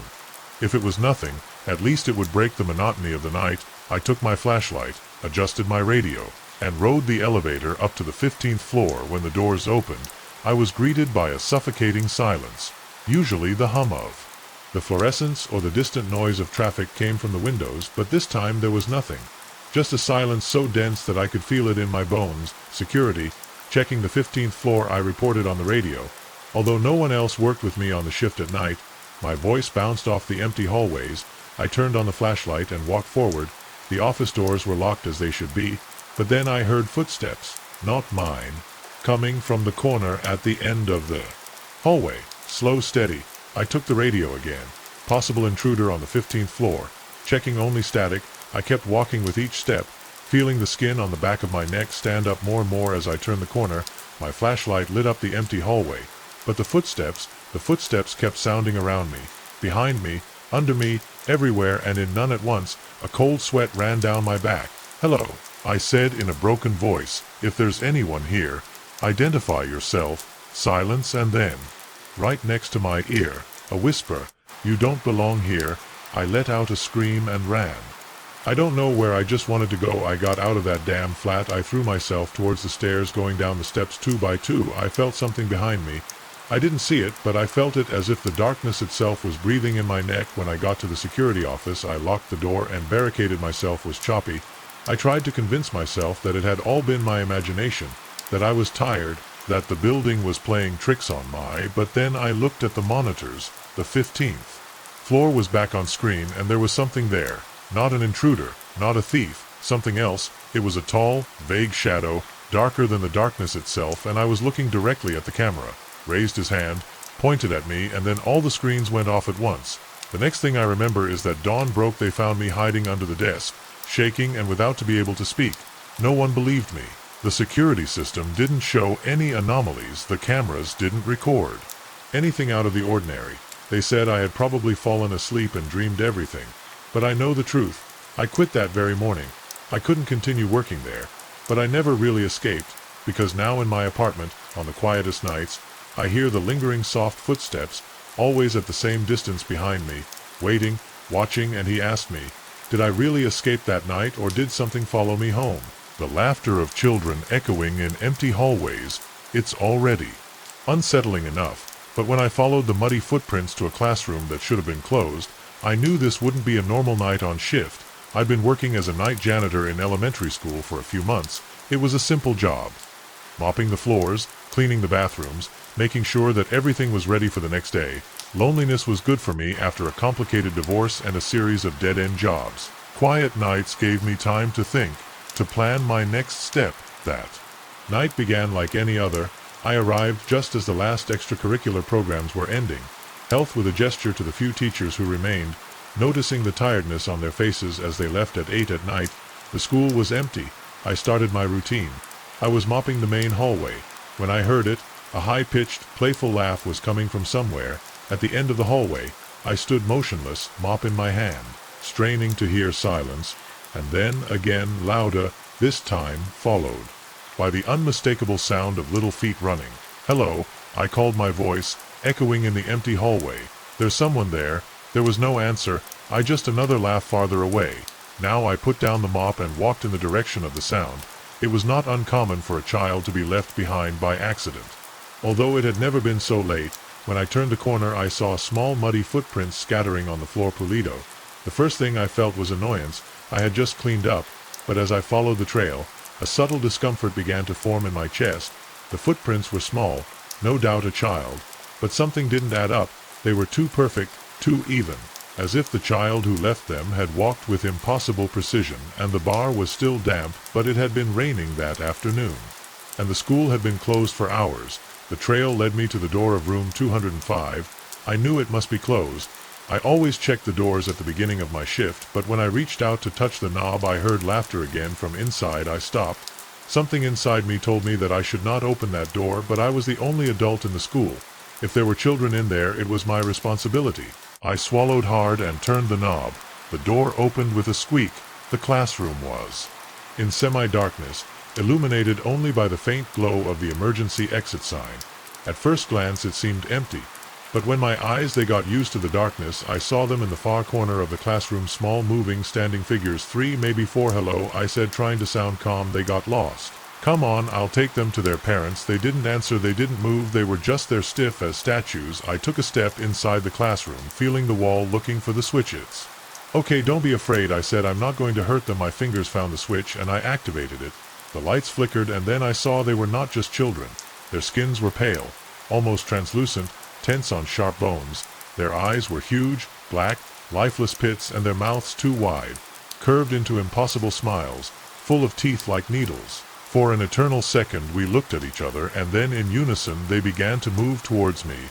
Movements were clumsy, spasmodic-like puppets with the strings cut. I recoiled, suddenly slamming the door shut. The banging began immediately. Small hands banging on the wood, screams, not fear, laughter, a scream of amusement that chilled my blood. I ran, past my abandoned mop, the dark hallways, without stopping until I reached the main office. With tremors I called 911. "There is someone at the school." "Jade," when the operator answered in classroom 205. "I think they are trying to hurt the children." I could not tell the truth. Who would believe me? The police arrived in a matter of minutes. I led them to the classroom with my heart beating in my ears. But when they opened the door, the classroom was empty. There were no children. There were no footprints. Not a single sign that anyone had been there. The officers were friendly but skeptical. They searched the entire school. They found nothing out of the ordinary. One of them, an older man with gray mustache, patted me on the shoulder. "Stress can play tricks on the mind. Friend, make sure you sleep well." I nodded, muttering something about tiredness, but I knew what I had seen. I ended my shift in a dazed state, jumping at every sound, hoping to hear that laughter again. But the school remained silent, too quiet. When I closed the building that night, something made my stomach twist before they had disappeared. The floor was spotless, like the mop had never passed. I quit the next day. I couldn't stand another night in that place. But still now, months later, I can't forget what I saw, those things, those impossible smiles, and sometimes, very late at night, I think I still hear them laughing, getting closer, and I wonder I really ran away that night or something followed me home. I've tried to move on, to forget, but every time I pass by a school, every time I hear children laughing, I feel the same chill run down my spine, because now I know the truth. There are things in this world that shouldn't exist, things that use innocent faces to hide their true nature, and sometimes when the night is dark and the hallways are empty, they come out to play. The muddy footprints on my porch weren't there when I let the dog out, but yes, when I went to let him in again. I had been home alone for a week while my husband Mark was away on business. Our German Shepherd Maxie had been my constant companion, his comforting presence in the empty house. We had fallen into a routine, working during the day, dining and watching TV at night. And one last outing for Max before bedtime that night had started as anyone else was curled up on the couch half watching a reality show while checking my phone. Max's groan at the back door told me it was time for his evening walk. "It's okay, dude," I said, getting up with a stretch. "Let's do it fast, it's cold outside." I opened the door and Max shot out into the backyard, disappearing into the darkness beyond the reach of the porch light. I stayed there for a shivering in the cold night air, waiting for the familiar sound of him relieving himself. Instead, I heard a low, menacing growl. It was a sound I'd never heard Max make before. The hair on the back of my neck stood on end. "Max," called. I went in, closing my eyes in the darkness. "What's up, boy?" The growl intensified, and I heard his paws scratching the ground as if he was backing up. Something was going badly. Without thinking about it, I came down from the porch, straining my eyes to see that I had upset Max so much. Then, too loud to be the wind, I heard a rustling sound coming from the bushes at the end of the garden. Max came running to the porch a few seconds later, scratching the door to let him in, and I opened it just enough for him to slide inside. Then, in a shaky voice, I called, "There is someone there." There was silence, only creaks, and Max's growl turned into frantic barking. As I realized how exposed I was standing in the darkness, I whistled to call Max and ran back to the house, closing and securing the door behind me. Then, Max let out another low growl, and without taking his eyes off the door, I spent the next hour checking and returning to the door. Max wasn't afraid of little animals, so I checked all the locks, drew back all the curtains, and tried to tell myself that it was probably only a raccoon or a stray cat that had frightened him. But I knew deep down that something else was responsible. My trepidation finally gave way to tiredness, and I made the decision to attempt sleeping. I don't know when I fell asleep, but the next thing I knew, I was awakened by Max's frantic barking. He jumped out of bed and ran downstairs, his hair standing on end. I followed him, turning on the lights as I went. Max was at the front door, barking frantically, with his hair standing on end. I whispered, "What is Max?" and cautiously approached him, my ears pricked up. At first, I heard nothing but the barking, but then, when he paused to breathe, I heard him, a soft sound like fingernails creeping slowly over the wood. I backed away to find my phone so I could call 911, but when I wanted the screen, I noticed a movement outside the window. A shadow passed by too quickly to make out details, but it was large, much bigger than I had been able to get in. Max's barking reached a level of frenzy. He lunged at the door, scratching the wood in desperation. Max didn't scream in terror that he could go through it and face whatever was outside. The sound of scratching on the door stopped for a moment. Everything was silent. Then a bang so loud that it shook the whole house. Another something. I was trying to break down the door. I ran to the kitchen. I grabbed the biggest knife I could find, and I went upstairs in a hurry, dragging Max to a furious with me. I closed the bedroom door, pushed the dresser against it, and called 911 with shaking hands. 911, "What is your emergency?" "Someone is trying to get into my house, Jade. Please send help. I think they're going to get in." The operator tried to calm me down by assuring me that the police. I was on my way. But as I huddled in a corner listening to the continuous constant thumping from below, I wasn't sure they would make it in time. Then the noise abruptly ceased. Silence fell over the house, broken only by Max's low growls. I held my breath, straining to hear any movement. The minutes passed, nothing would be gone, and then a new sound, footsteps inside the house, heavy, slow, deliberate, going up the stairs. Max went mad, throwing himself against the door with fury. I clenched the knife so hard that my knuckles turned white, my eyes fixed on the door, waiting for the inevitable attempt to enter, but it never came. The footsteps stopped just outside the room. I could hear the deep and broken breathing, like that of a beast panting after a long chase. "Go away," my voice broken with terror. "The police are coming. Leave us in peace." A sound came from the other side of the door, not a human laugh, but something that mimicked it awkwardly, as if it had heard it laugh before, but never understood how to do it, and then it spoke. The voice was deep, guttural, more animal than human. "Let me in, little purr. I just want to play." I screamed, then a scream of pure and primitive terror. Max barked with more frenzy than ever, and then the blessed sound of the sirens in the distance approaching. The thing on the other side of the door. He let out a growl, half roar, half howl, which shook the windows. The footsteps hurried down. They went downstairs and out of the house, When the police arrived, the house was empty except for Max and me. They found the front door shattered, with deep claw marks on the and there on the porch the footprints. Huge misshapen footprints marked on a mud that hadn't been there before. The old radio turned on at exactly midnight, playing a transmission that shouldn't have been possible. When I discovered that I was not alone in the cabin, I remembered that I had committed to look after the Johnson home, a charming old couple from my church, while they were on a cruise for a month. The city was a haven from the modern world, and their cabin was tucked away in the woods. It was quiet, and after the bustle of my everyday life, the welcome tranquility of the forest seemed ideal. However, it lacked Wi-Fi, the cell phone signal was spotty, and the majority of the appliances looked like they were from a museum. The first several days went by without any problems. I read, went for long walks, and relished the quiet. It was harder at night. Everything changed on the fourth night. I had been lying in bed for hours, unable to fall asleep, and when the old clock on the floor in the living room struck midnight, I got up to make myself some tea. At first, I thought it might be the fireplace, but I was certain I had extinguished the embers before I went to bed.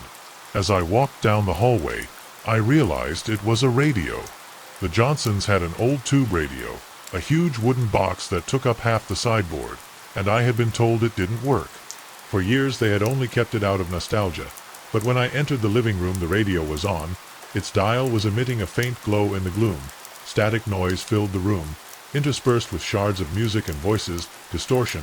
I approached cautiously, hoping the sound would stop, but the radio continued its disturbing transmission. As I approached, the static began to clear, and then a voice emerged, deeply resonant, with an accent I couldn't identify.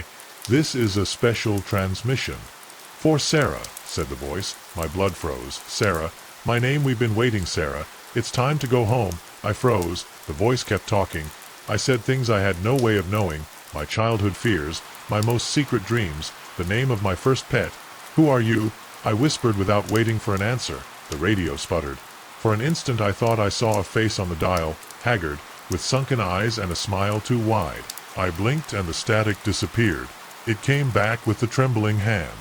Turned off the radio. The silence that followed was deafening. I stood there in the darkness with my heart pounding, trying to make sense of what had just happened. It must have been a joke. Someone had fixed the radio and was playing with me. But deep down I knew it wasn't like that. The VZ knew impossible things. I didn't sleep the rest of the night. I stayed in the kitchen, startled with every creak of the old house, with every whisper of the wind in the trees. When it finally dawned, I breathed a sigh of relief, sure that in the daylight what had happened would seem absurd. But then, as I went to make coffee, I noticed something on the table, a photograph I hadn't seen before. I took it with trembling hands. It showed a girl of about 8 years old standing in front of a house I didn't recognize. But the girl was me. Panic enveloped me. I had never been in that house. I had never worn the dress I was wearing in the photo, but there it was. I was smiling at the camera. I turned the photo over. There was something written in faded ink. "Sarah goes back to the house." I dropped the photo from my hands. Number, it was not possible. I was born in 1991. I needed to get out of there. Make a call to anyone. I ran to the front door and grabbed it tightly. Turned the knob, didn't move, the key didn't turn. Tried with the sealed windows. It was as if the house itself had become a prison. Panic closed my throat, and then the radio came back on. The voice sounded louder, closer. "Why are you running?" Sarah whispered. "You don't want to go home." I tried to ignore her. I tried not to listen. But the voice, the radio, was wrapped around me. Spark, rotate. And then on its dial I saw images. A house, the same as the photo. A dining room with a family gathered, their faces blurred, indistinct, and at the head of the table, me, but not me. "We are your family," Sarah said, the voice sweetly. "You have been lost for so long. It's time to remember." The images on the radio began to move. I saw myself growing in that house, living a life I didn't remember, falling in love, having children, getting old, and the house always there, always waiting for me. "This isn't real," I whispered. But as I said it, the memories began to invade me. Memories that weren't mine, but that I felt were my own. My vision blurred. Something was pulling me back to the house in the photo, towards that life I'd never lived. The radio shone brightly, and then everything went dark. When I opened my eyes, I was no longer in the cabin. I was in the house in the photo, the same dining room, The same blurred faces, and I was sitting at the head of the table. "Welcome home." Sarah tried to scream, but I couldn't, because deep down I knew that this was my house, that it had always been. The radio was silent. Its purpose had been fulfilled in the forest. The cabin was left empty, waiting because sooner or later another lost one would find their way home. The singing began at exactly 3:33 in the morning every night. We came to the realization that our new neighbors were not who they appeared at that point. I had just moved into my first apartment with my wife, Emily. It wasn't luxurious, but it was ours, a comfortable 2-bedroom apartment in an old home that had been turned into multifamily housing. We were excited to start this new stage of our lives, oblivious to the strangeness that awaited us. The first days were normal. We arranged the furniture, and little by little we settled in. Our middle-aged couple, whom we had only seen in passing, they seemed calm and reserved, perfect. We thought the fourth night everything changed. I woke up suddenly with my heart racing for no apparent reason. The digital clock on the bedside table read 3:33 in the morning. While I was trying to calm down, I heard a low and rhythmic sound coming from the wall that our neighbors bought. At first I thought it could be a TV or a radio on, but when I listened more carefully I realized that they were voices, several voices, speaking in unison in a language I didn't recognize. The sound was muffled, but there was no doubt that it was a song. I nudged Emily awake. "You hear that?" I whispered. She listened for a moment and felt with her eyes wide open. "What is that?" "It looks like a song." We lay down listening to those strange sounds that went on for what seemed like hours, and then so suddenly as they had begun, they stopped at exactly 4:44 in the morning. The silence that followed was as unsettling as the singing itself. The next morning during breakfast, we tried to rationalize what we had heard. Perhaps our neighbors belonged to some religion with odd prayer times. Perhaps they were rehearsing for a play or some kind of performance. We found a dozen explanations, each more unlikely than the previously. But deep down we both knew something wasn't right. That night we decided to stay up to see if it would happen again. And sure enough, at 3:33 o'clock in the morning the singing started. This time we pressed our ears to the wall, trying to catch the words. The language was like nothing I'd ever heard before, cultural and harsh, with strange rhythms that defied normal speech patterns. As I listened, I began to feeling weird, dizzy, with a strange pressure behind my eyes. Emily felt it too, because she suddenly pulled away from the wall with a gasp. "You felt it?" she asked with a trembling voice. I nodded, unable to find words to describe the feeling. It was as if the chant was trying to rewrite something in my mind, to change the way I perceived reality. This continued night after night, always starting at 3:33 in the morning and ending at 4:44 in the morning. We tried to use earplugs, white noise machines, even sleeping in the living room, but nothing could completely block out the sound, nor the disturbing effect it had on us. During the day our neighbors seemed normal. We saw them go to work, bring groceries, smile and greet, exchange comments about the weather. However, there was something about the vacant look in their eyes that made me feel alienated. It gave goosebumps. We also began to notice other things. Strange symbols drawn with Tia on the sidewalk in front of the building, always washed in the morning, a faint smell of incense and something metallic, blood lingering in the hallway, and sometimes late at night, shadows moving behind their curtains, shadows that didn't seem quite human. 2 weeks after it all started, the situation escalated.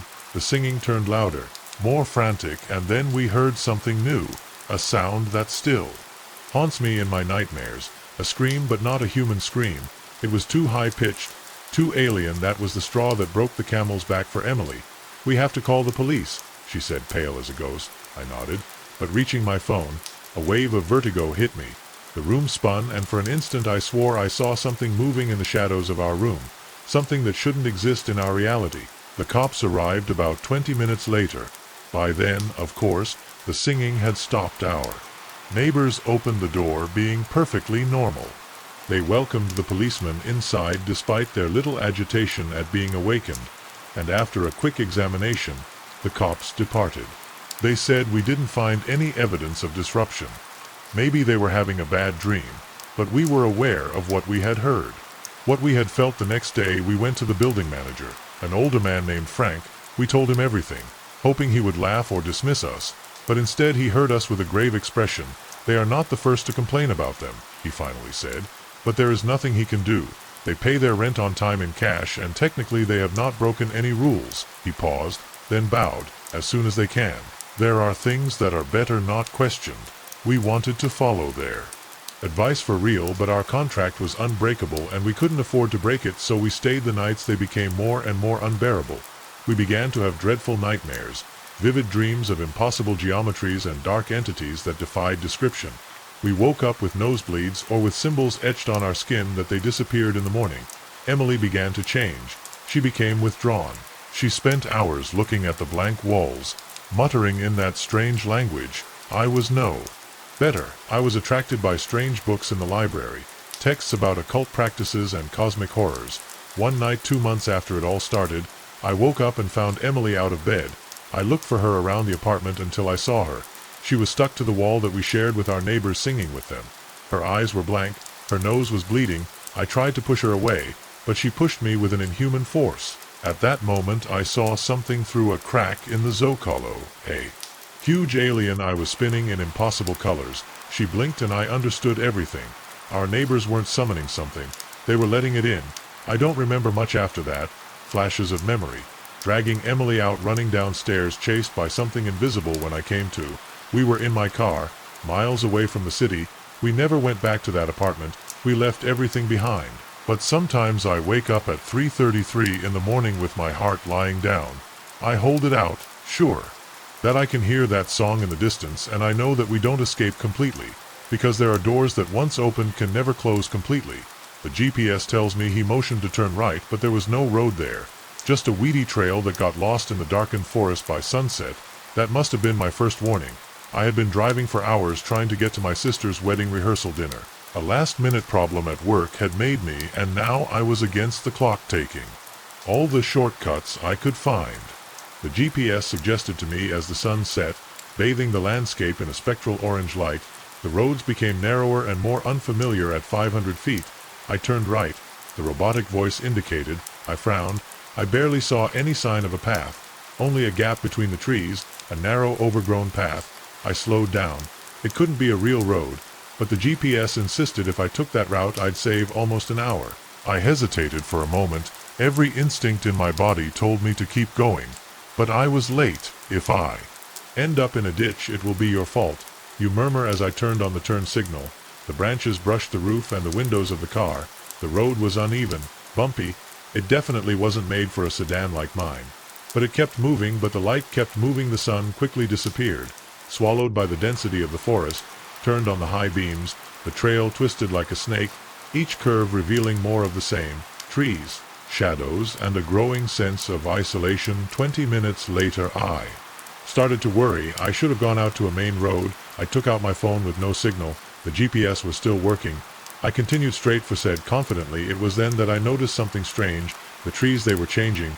Their trunks were getting paler, almost white, and their shapes too straight, too uniform. Fear curled up in my stomach. I stomped on the accelerator. I just wanted to get out of there. But then, at the edge of my vision, something moved. A tall figure, too thin, standing among the trees. My heart stopped. For a second it turned its head slowly towards me. I didn't wait to see more pressure. The accelerator forcefully. The car shook as it went over the potholes. Recalculating route, announced the GPS. The screen flickered, and when it turned back on, the route had changed. It was no longer a straight line. It was a spiral, heading deeper into the woods. I tried to turn it off. Nothing. The volume went up on its own. I turned left. The voice commanded, but there was no path to the left, just more trees, more shadows, and more of those standing figures watching me. The GPS voice changed, lower, more guttural. You're almost home. My skin stood on end. I stomped on the brake. I wasn't going to follow that route. I put the car in reverse, but the GPS laughed. It's late for that, friend. A rumble shook the car. Something big fell on the roof. The windows shook. Something was moving outside. I managed to see in the rearview mirror not a dozen of those figures moving towards me with irregular movements, as if his joints were in the wrong place. I stepped on the accelerator. The car shook and launched forward. The GPS screen was filled with static. The guttural voice screamed, "You are ours now." The road appeared out of nowhere, smooth asphalt, lamps in the distance, and then silence. My body trembled. The GPS was off. My phone had signal again, and the forest behind only. And I walk ordinary at night, but when I got out of the car, my hands still shaking, I saw something that made me swear never to trust a GPS again. A footprint, not of a human, not of an animal, long, thin, with fingers that were too long, marked on the roof of my car.